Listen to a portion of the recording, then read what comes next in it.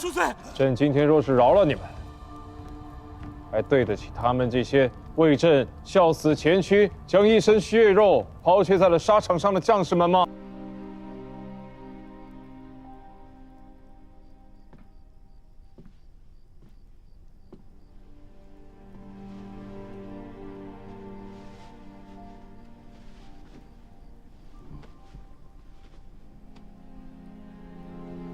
什么时辰了？子时了。茶。连公，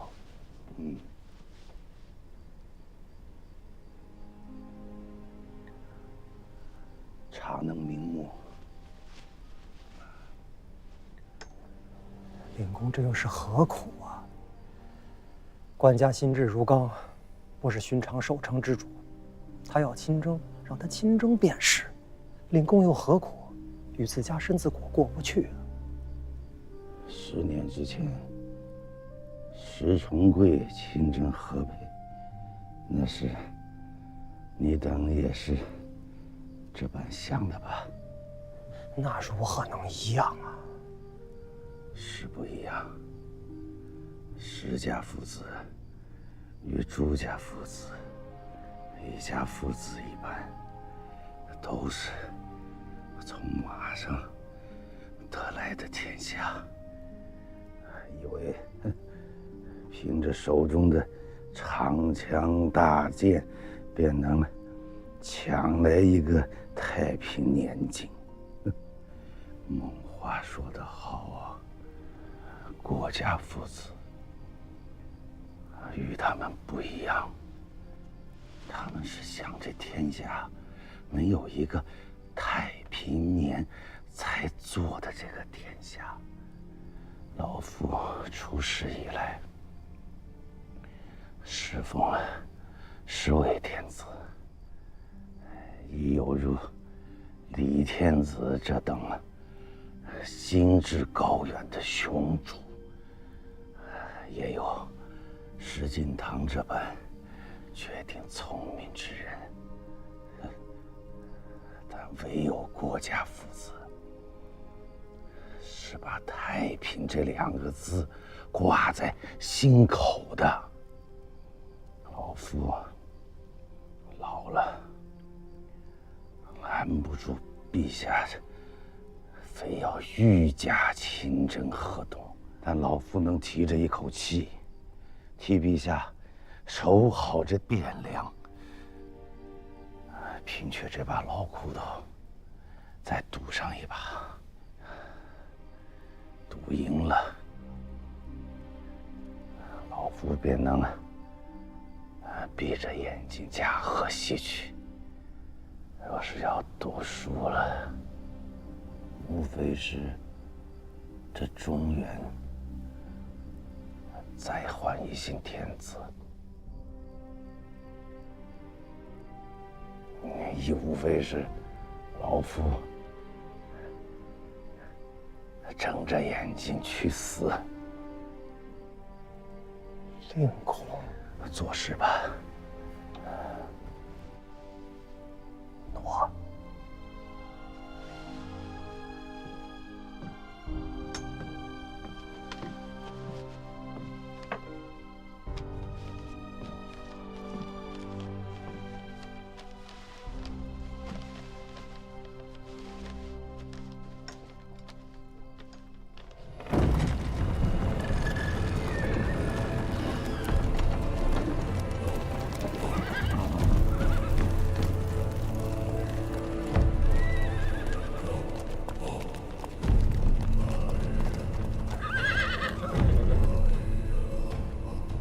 陛下，令公他老人家实在是身体有恙，受不得风寒。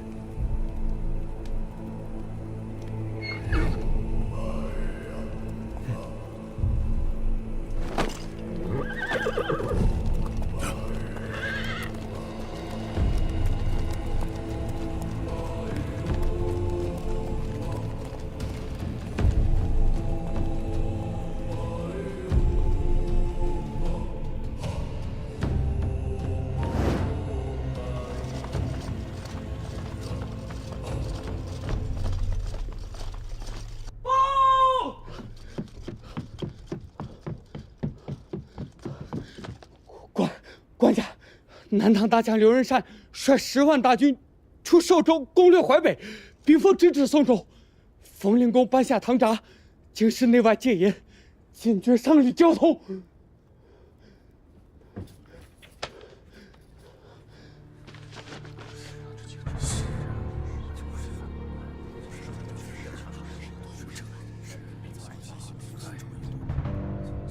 启奏官家，我军在宋州以南、颍州、宿迁设有2座淮北大营，所屯皆精兵良将，由我家阿爹和耀元佛老太尉统兵坐镇。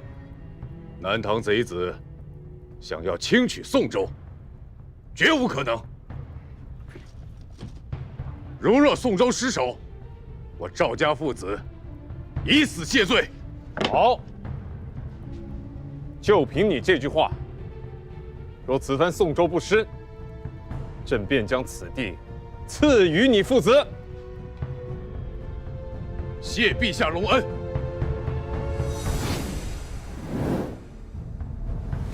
此处便是州军淮北左营中军之所住，守将名唤赵弘殷，官拜越州防御使，铁骑右厢都指挥使，淮南西面协营都部署，54岁，河北涿州人。是块硬骨头，不好啃。这个赵弘殷堵塞水井，毁其屋舍，又将营盘扎在此处，将大路堵住，这是存下了与我死战的心思。求仁得仁，我便从了他的心愿。全军休整3日，3日后与他决战。报！报！禀报太尉，敌军后退5里扎营。下去。诺。秦大公。好，太尉大人，刘仁善天下名将，退兵5里扎营，看来是要以堂堂之阵与咱们当面打上一场。敌我兵力是9比1，至多我们只能坚持20余日啊！刘仁善，他没有20日。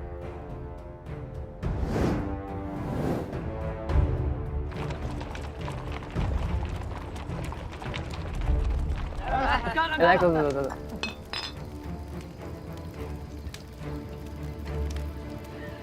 好酒，来吃。来。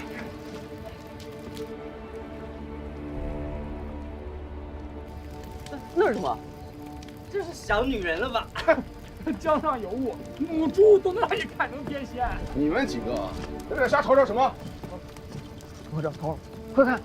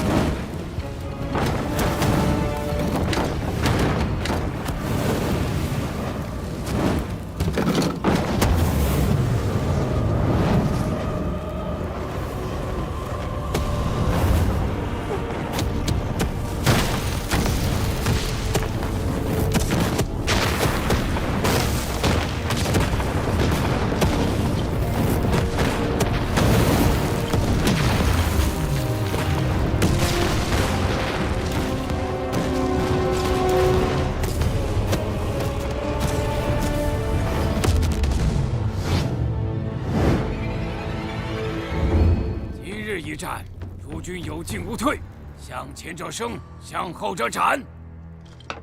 太尉，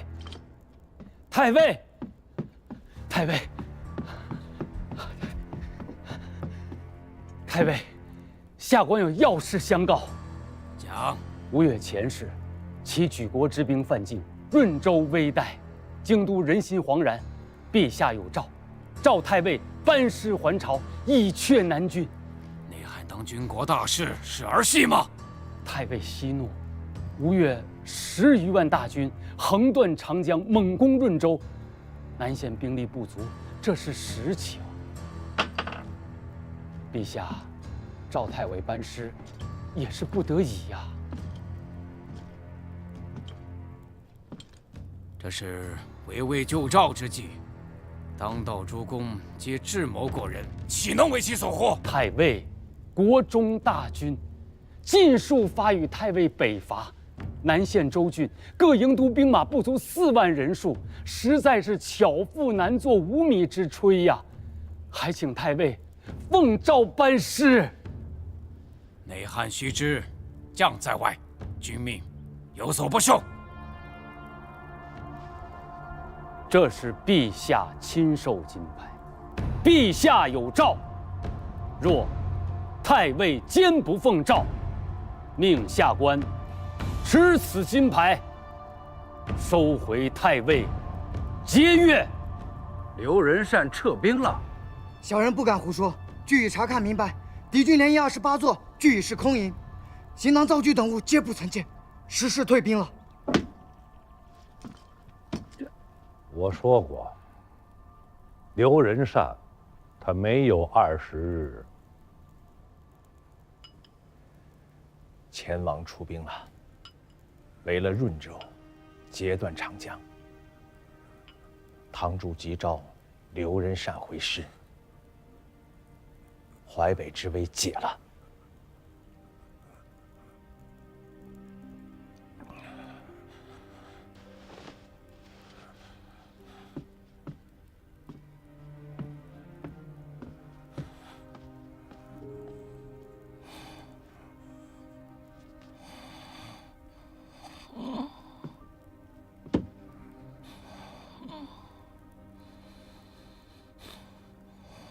令公试问，高平前线可有军情报来？辽国云中兵马多，部署耶律狄禄率3万骑兵，已于前日进抵高平，与北汉主合兵。陛下御营马步军兵力2万，敌我兵力对比3比1。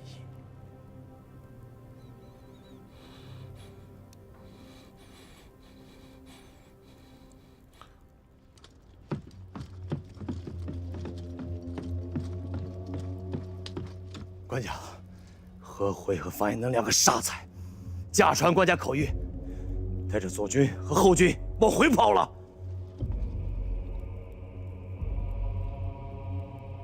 还未开战，2万便跑了1万1比3变成了1比6，这仗还怎么打？请护着官家栾家，先退到行源谷以南再说。大军一撤，敌军必然衔尾而追，到时候谁都跑不了。须得留一支兵马断后。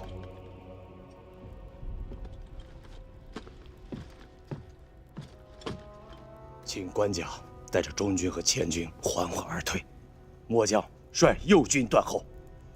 就是拼了这身血肉，也誓死要将汉兵主力留在此处。你当这是长于深宫夫人之手的天子？末将不敢。你有一身血肉，朕难道没有吗？尔等难道便没有一身血肉吗？你让朕退，朕向何处退？退过大河，退回到京师，两军阵前抛下士卒，独自逃生的天子，还是天子吗？朕当年在京师见识过背袒牵羊的天子，也见识过在契丹人铁蹄之下卑微求生的孙子。朕不做那等的天子，更不愿当那等的孙子。赵元朗，末将在。当年在汴梁城头之上，面对着契丹天子耶律德光的道旗，你可曾怕过？末将不曾怕过。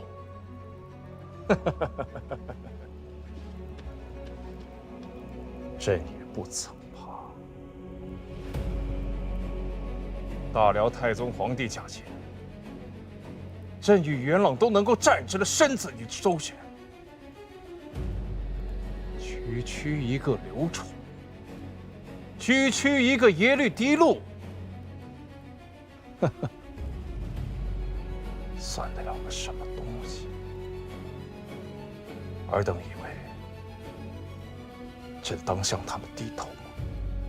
不得！赵元朗，末将在。把我的剑拿来。诺。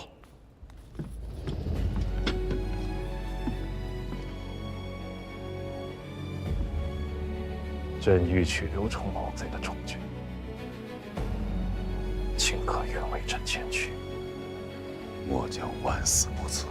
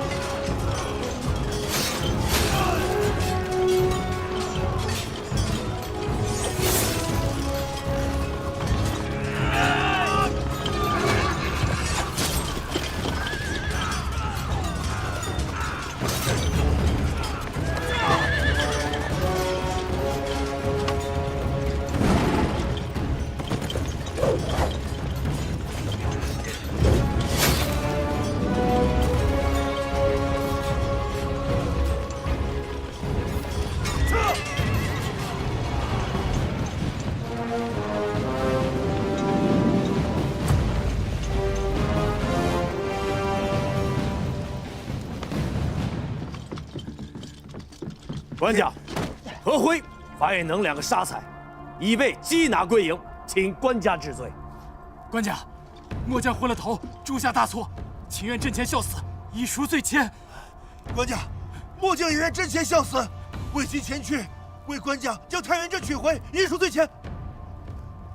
阵前效死，为朕前去，你们配吗？官家，官家赎罪，官家饶命！官家饶命！官家饶命！官家赎罪！朕今天若是饶了你们，还对得起他们这些为朕效死前驱、将一身血肉抛弃在了沙场上的将士们吗？朕不怕刘崇，也不怕耶律狄禄，更不怕你们这些几十年来纵兵为祸、欺上跋扈的骄兵悍将。投出去！斩了！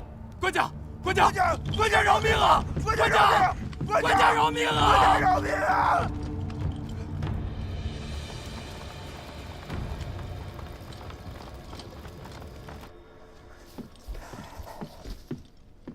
官家，契丹兵马真的退了？真的退了。你说这个刘崇啊，垮下来的太快了啊！还有这个耶律狄禄啊，竟是没反应过来，愣在原地看了一整日的大戏啊！刘崇兵多，朕兵少，他怎么也没有想到，朕能一战便击溃了刘崇。他是怕朕死了，此番若是朕死于军前，中原不到1个月，便能再立一个天子。谁人如此大胆？冯令公啊，他不愿放朕出来亲征，便是怕朕死于军前，他不得不再立一个天子。老头子不愿呐，看了几十年，换了9个主君，他不想再换了。令公，令公。令公，你看，官家赢了，赢了！官家在高平斩北汉枢密使王延嗣，刘崇只带了几百人逃去晋阳。令公，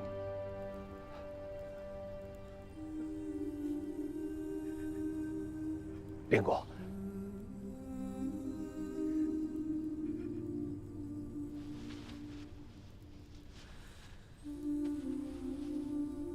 令公，您的仪表您说一句，我来写一句。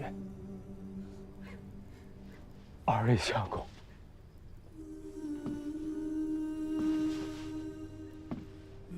我父亲说，这就是他的仪表。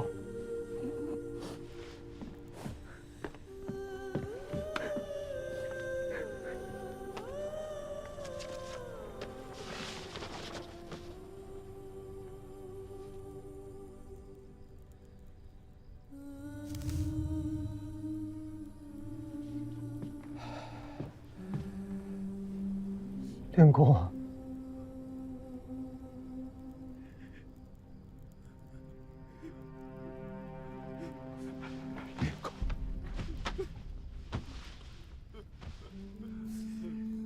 冯道卒于显德元年，终年73岁，历仕4朝10帝，居相位长达27年，是5代名副其实的政坛不倒翁。在政权更迭频繁的纷乱时局中，冯道的存在在一定程度上维系了统治秩序的稳定性和朝廷政令的延续性，颇受同时代人的尊崇与敬重。然而，后世对其评价却两极分化。旧5代史质疑其是4朝相6帝，可得为忠乎？欧阳修更视其无廉耻。而李治等人则认为他社稷为重，拯救百姓于水火。冯道的人生经历和后世毁誉，也正是5代10国纷纷乱世的真实写照。令公魂魄归乡，恭请陛下回銮。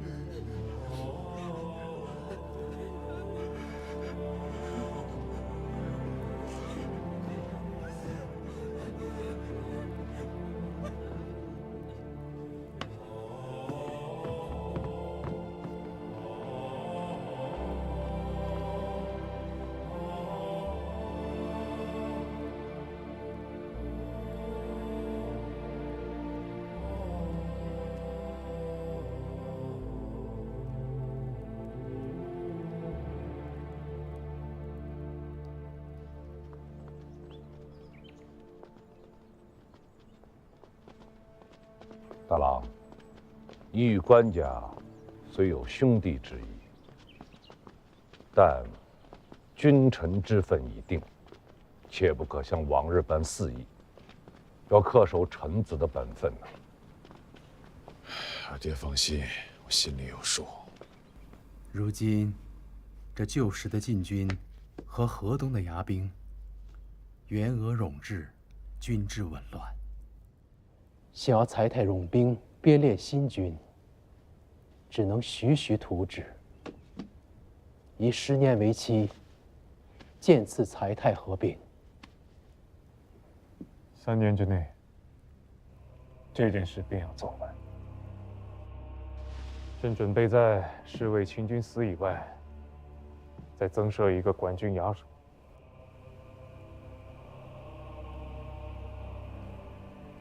就叫殿前司。门下，朕应图受命，偃宅区下，眷言军武。方今四海出宁，九州见息，然军政之弊积久未除，兵额繁资，老弱充数，此诚邦家之忧也。乃故特设殿前司，以掌新军，以张永德为都点检，以赵匡胤为都虞候。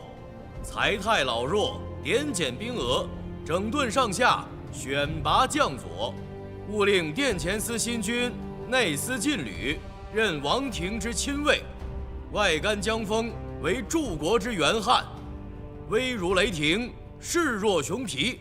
诸军将士务当恪遵诏令，无得有违，布告中外，贤使闻之。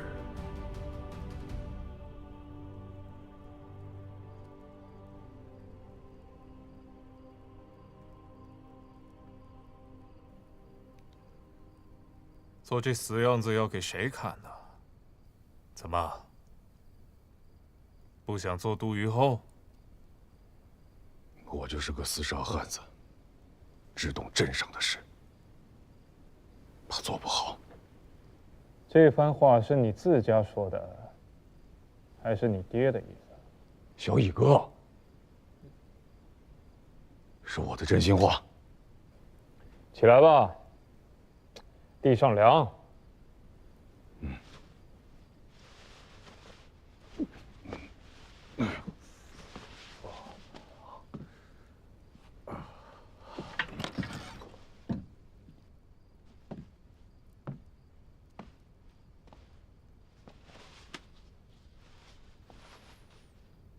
天下州县丁口筹机闸，这是冯令公的仪表。天下乱得太久了，久的朝廷上都没人记得要点检天下人口。上一次筹集天下州县的丁口，还是黄巢之乱前，100年前。直到去年，大秦皇帝和冯令公筹议，才又有了此番点检天下州县丁口之事。元朗，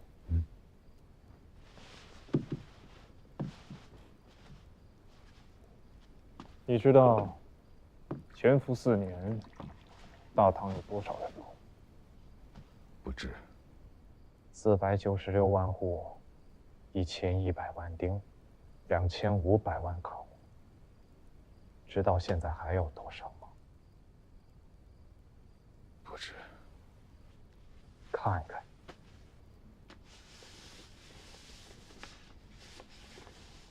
96万余户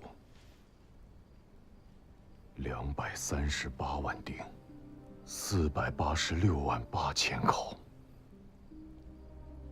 这么少。驻扎在京师的侍卫清军、护圣左右校，各地的镇兵、乡兵，再加上各路结阵的牙兵、护兵，在册兵马数，总共36万3668员。7丁筹役，差不多每一户人家就得养1个兵，养不起呀。你说，高平之战，咱们打垮了刘崇，举国之兵，总共用了多少兵马？何方二将一逃，剩下不到11000人，可能陷阵效死的不到7000人。国家养着88万在册兵马，我即便打得一半的缺额，44万，但在危难之际，却只有7000人能用。这江山还是江山吗？这分明是座火山。自从朕接过这个摊子之后，才知道大秦皇帝和冯令公那几年有多难。好兄弟，愿意帮帮你小雨。